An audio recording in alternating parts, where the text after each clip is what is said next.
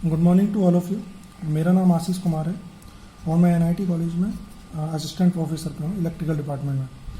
तो आज हम लोग जिस टॉपिक के बारे में बात करने वाले हैं वो कंट्रोल सिस्टम का एक इम्पॉर्टेंट टॉपिक है, जिसमें कि मैं आपको ओपन लूप और क्लोज लूप सिस्टम के बारे में बताऊँगा। तो हमारे कंट्रोल सिस्टम दो टाइप के होते हैं। पहला होता है ओपन लूप कंट्रोल सिस्टम और दूसरा होता है क्लोज लूप कंट्रोल सिस्टम। तो ओपन लूप जो कंट्रोल सिस्टम होता है वो बेसिकली उसके अंदर 3 पैरामीटर होते हैं, जिसमें कि आपका एक इनपुट होता है, इंटरमीडिएट स्टेज जो होती है वो आपकी गेन होती है और लास्ट स्टेज जो होती है वो आपका होता है आउटपुट। तो यहाँ पे सबसे बड़ी बात यह है कि जो गेन होता है वो आपका डिपेंड करता है हमेशा इनपुट पर, और जो आउटपुट होता है वो आपका प्रोपोर्शनली करता है इनपुट पे।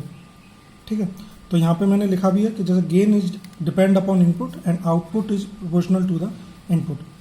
अब बात करते हैं हम गेन की। तो गेन जो होता है वो बेसिकली दो ब्लॉक्स में होता है। एक तो आपको होता है कंट्रोलर और एक होता है control process.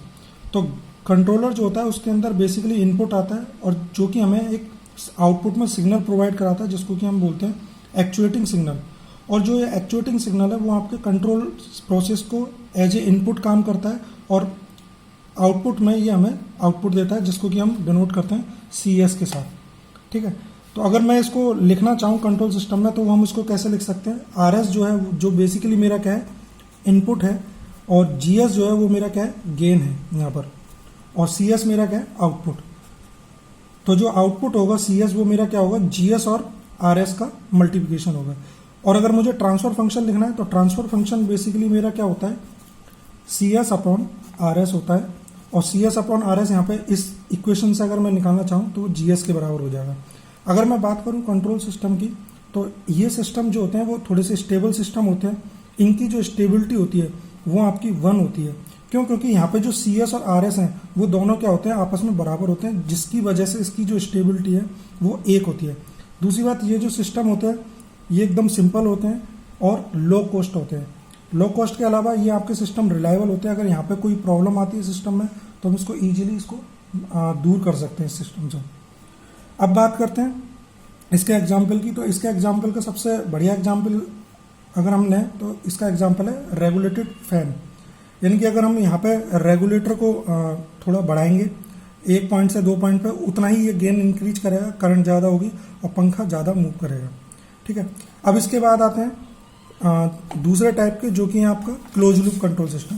Close loop control system की बात करूं तो क्लोज लूप कंट्रोल सिस्टम जो होता है वो बेसिकली आपके कई सारे पैरामीटर होते हैं। यहाँ पे एक फीडबैक पैरामीटर एक्स्ट्रा ऐड हो जाता है, जिसको कि हम HS से डिनोट करते हैं, फीडबैक पैरामीटर।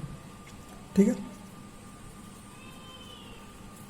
यहाँ पे RS जो है वो मेरा इनपुट है। ये मेरा एक समिंग एम्पलीफायर है जो कि हमारा सिग्नल्स को लेता है, प्लस और माइनस कोई भी आपका हो सकता है। इसके अलावा ये आपका होता है गेन और ये आपका होता है आउटपुट। RS आपका इनपुट होता है और ये आपका फीडबैक सिस्टम होता है। अगर मैं बात करूं यहाँ पर ट्रांसफर फंक्शन की, तो जैसा कि हम जानते हैं ट्रांसफर फंक्शन होता है वो बेसिकली आउटपुट अपॉन इनपुट का रेशियो होता है। यहाँ पे जो RS है वो एज ए इनपुट आ रहा है और जो BS है वो मेरा फीडबैक सिग्नल है, जो कि इनपुट सिग्नल के साथ समिंग एम्पलीफायर में जाने के बाद एक एरर जनरेट कर रहा है, जिसको कि हमने ES से डिनोट किया है। तो अगर मैं इसका ट्रांसफर फंक्शन निकालने की कोशिश करूं तो जो ट्रांसफर फंक्शन है उसको हम इस तरह से निकाल सकते हैं कि अगर मैं CS की बात करूं तो CS जो होगा वो मेरा GS इंटू ES होगा। और इसके अलावा जो मेरा एरर सिग्नल फीडबैक सिग्नल है ये मेरा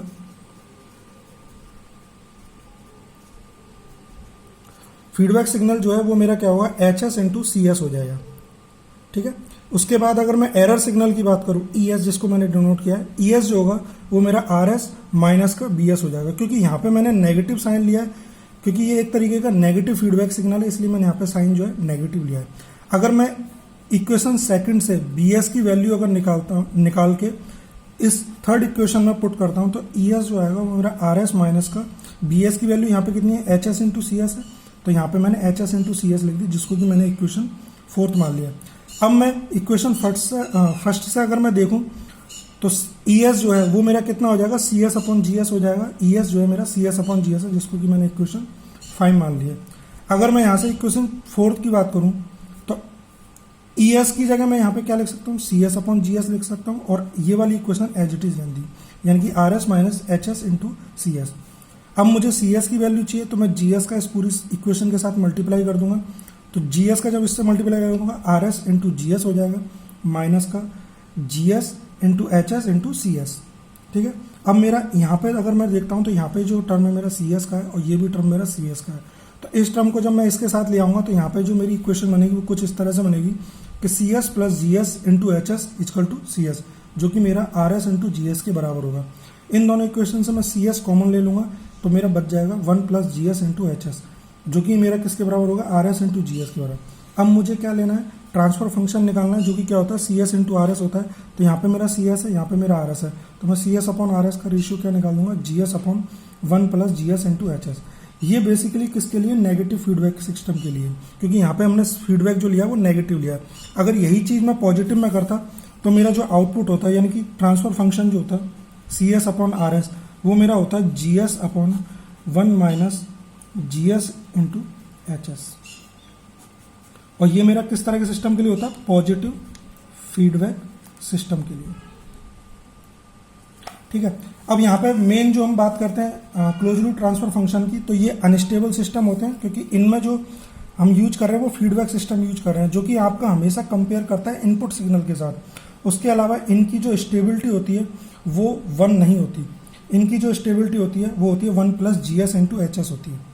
ठीक है, इसके बाद हम बात करते हैं इनका जो डिजाइन है वो ओपन लूप के मुकाबले थोड़ा सा कॉम्प्लेक्स होता है। ठीक है, तो इसलिए कॉम्प्लेक्स होने की वजह से इनकी जो कॉस्ट होती है वो भी ज़्यादा होती है। इसके अलावा ये सिस्टम थोड़े रिलायबल नहीं होते, क्योंकि अगर इनमें अगर कोई प्रॉब्लम हो जाती है तो इनको रिपेयर करने के लिए थोड़ा हमारा टाइम और कॉम्प्लेक्सिटी होने की वजह से ईजिली रिपेयर नहीं हो सकते। दूसरी बात, इसका जो मेन एग्जाम्पल है वो खुद ह्यूमन बॉडी है, जो सबसे मेन एग्जाम्पल है।